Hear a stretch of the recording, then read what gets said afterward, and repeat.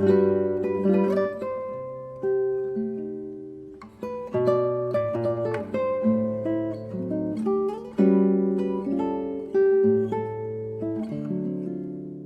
저 작가의 요즘 이 책 이번 순서에는 저 최근에 일본군 위안부 소설을 잇따라 내신 김숨 작가를 모시고 오늘 이제 얘기를 좀 나눠보겠습니다. 비도 오고 그러는데 나와주셔서 고맙습니다. 네, 반갑습니다. 작가들 사이에서는 가장 부지런한, 가장 근면한 작가로 알려져 있거든요. 작년에는 2권, 3권씩 나왔잖아요. 창작집도 네. 2권으로 나오고 네. 이번에도 네. 또 연거퍼 네. 책이 나왔죠. 네. 정말로 소문에 의한 대로 밥 먹는 거 말고는 소설만 쓰신다고 정말인가요?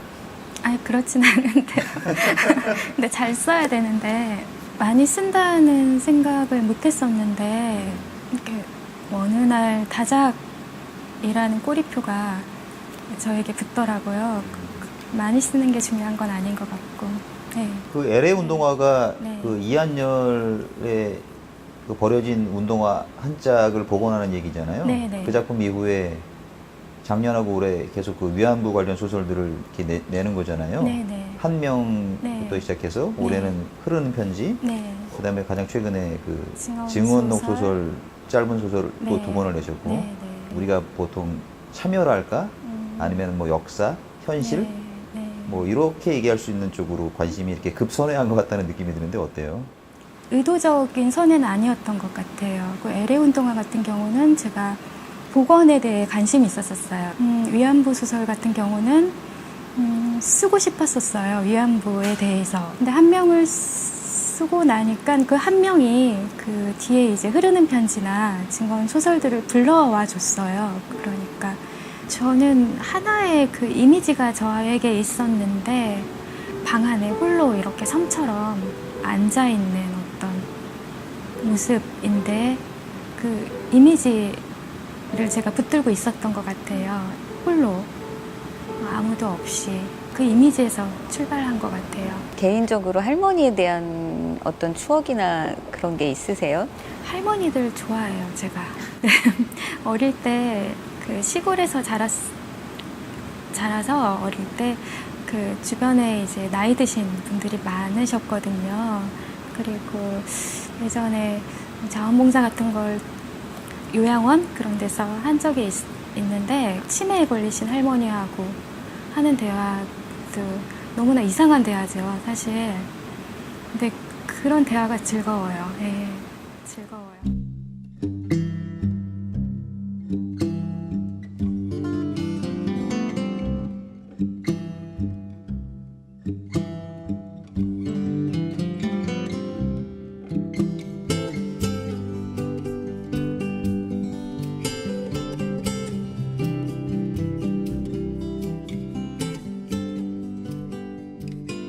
위안부의 이야기가 그냥 하나의 소설로 만들어지는 과정과 네. 그다음에 그 이후에 다시 증언록을 내는 과정까지 어떤 마음의 고초를 겪었을까 작가로서 그게 되게 궁금하기도 하고 네. 이렇게 미루어 짐작했을 때 짠한 마음도 있고 그랬거든요.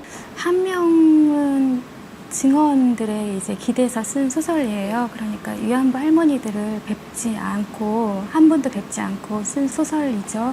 한 명을 쓰고 한 2년쯤 지나서 체화가 된 것 같아요. 그러면서 흐르는 편지를 쓸 수 있었고. 흐르는 편지의 여주인공이 말하자면 이제 저주받은 아이를 그 잉태를 한 거잖아요. 네. 그래서 계속 지우려고 하다가 마지막 장면에는 또 뱃속에 있는 아이에 대한 애착을 그 드러내기도 하고 네. 우리가 그냥 피상적으로 알고 있는 어떤 그 위안부의 어떤 실상이랄까? 네. 어떤 구체적인 어떤 그 고민이나 아니면 문제들을 네. 그 드러내는 게 또 어떤 이제 문학의 역할인 것 같은 느낌도 들고 그러는데 어떠세요? 일본군 위안부 피해자 분들과 그 이제 아우슈비츠 그 생존자들하고 좀 차이점이 있거든요. 이제 그들 중에는 지식인도 있었잖아요. 그래서 실제로 경험을 하고 그 경험을 문학 작품으로 승화시키는 것이 가능했잖아요. 위안부 피해자들의 경우는 10대 소녀들이었고, 그리고 가난한 집 딸들이어서 실제로 이렇게 글을 읽고 쓸 줄 모르는 경우들이 많아서 다른 누군가가 그걸 기록을 해야 되는 거죠. 그리고 세대가 다르잖아요. 전쟁을 겪지 않았잖아요. 저희 세대는 위안부를 주제로 소설을 쓸 때 문학 작품으로 승화시키기 어려운 어떤 지점들이 있는 거죠.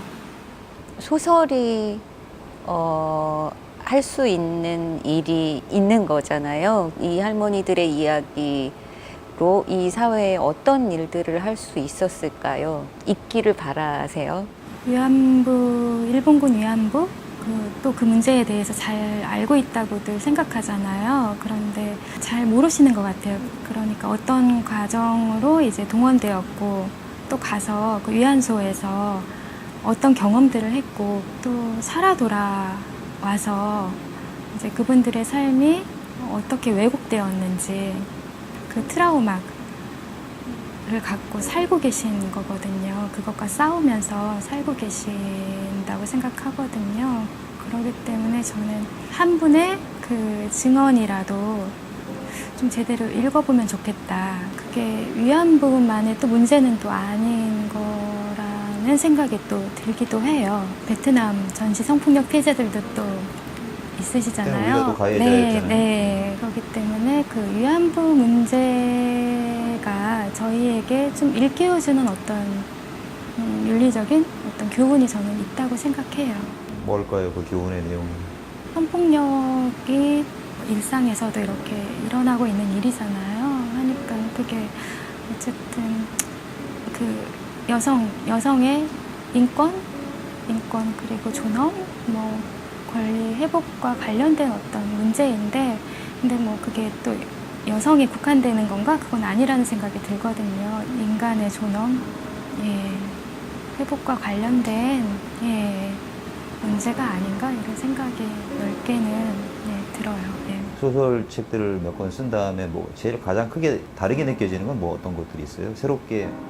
숲을 보라고 하잖아요. 근데 저는 숲을 보지 말고 나무를 보라고 이야기를 좀 하고 싶거든요. 한 분의 그 인생. 각각의 개인들의 삶을. 딱 한 분의 삶이라도 이렇게 좀 제대로 들여다보면 이해가 빠르지 않을까.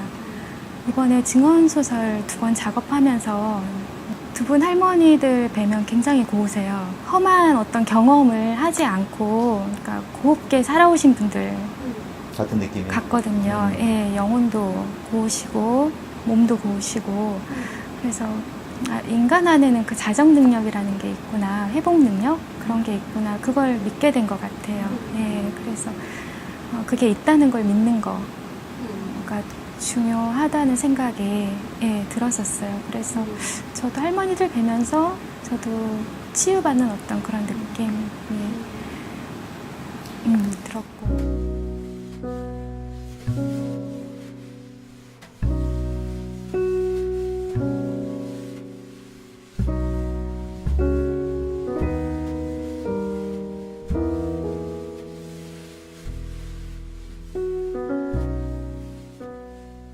여인들과 진화하는 적들인가? 그것들을 이제 앞에 이렇게 몇십 페이지 정도 이렇게 좀 읽어봤는데, 고부 갈등이라고 얘기하는 이런 주제에 대해서도 이상하다는 느낌이 들 정도까지 이렇게 극단으로 몰고 가는 그런 능력이 있다. 뭐 그런 느낌이 들어요.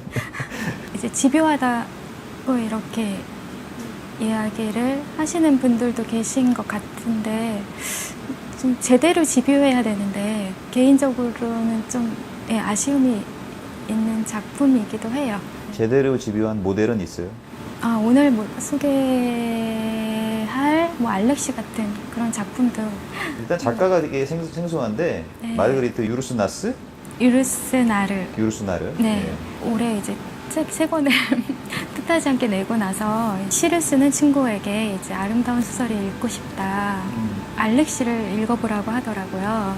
남편이 아내에게 보내는 편지인데, 아내를 떠나면서 남편이 이제 동성애자예요. 그런데 그 사실을 고백하지 못하고 결혼을 하고 아들까지 낳았어요. 그런데 자기 자신을 더 이상 속이지 않기 위해서, 그리고 아내도 속이지 않기 위해서 긴 편지로 고백을 하고 이제 아내를 떠나가죠. 마르그리트 요르스 나르도 동성애자 작가가? 네, 였다고. 지적이기도 하고 아름답기도 하고 독특하더라고요. 그리고 정직하게 느껴지고. 아름다운 소설이라고 추천해준 그 아름다움은 어떤 측면이 아름다운 걸까요? 우선 문장들이 아름다운 것 같아요. 어떤 그 음악성을 갖고 있는 것 같아요. 이 소설이 갖고 있는 그 정서가 아름답게 느껴지는 거죠. 그러니까 설득하지 않는 방식으로 설득해 나가거든요. 떠날 수밖에 없는 자기 자신의 그 입장에 대해서 설득하지 않는 방식으로. 제가 아내라면 그 편지를 받고 기꺼이 남편을 보내줄 것 같아요. 네. 삶은 그냥 삶이요. 삶은 우리가 가진 단 하나의 좋은 것이고 우리에게 주어진 단 하나의 저주요. 우리는 사는 거요, 모니크. 우리는 각자 자기만의 특별하고 유일한 삶을, 우리가 아무것도 손댈 수 없는 과거 전체에 의해 결정된 삶, 아주 작은 것으로도 미래 전체를 결정지을 수 있는 삶을 사는 거요. 삶 전체에 관한 이 말들은 삶의 매 순간에 대해서도 똑같소. 타인은 그저 우리가 있고 움직이고 말하는 것을 볼 뿐이요. 우리의 삶을 볼 수 있는 것은 우리 자신뿐이지.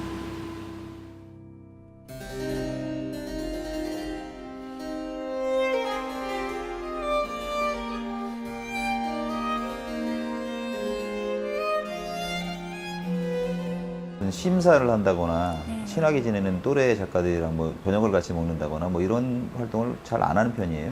소수의 그 친구들과 우정을 나누면서 만나는 거 좋아해요. 제가 좋아하는 또 저에게 영감을 주는 시인 친구들 만나는 걸 좋아해요.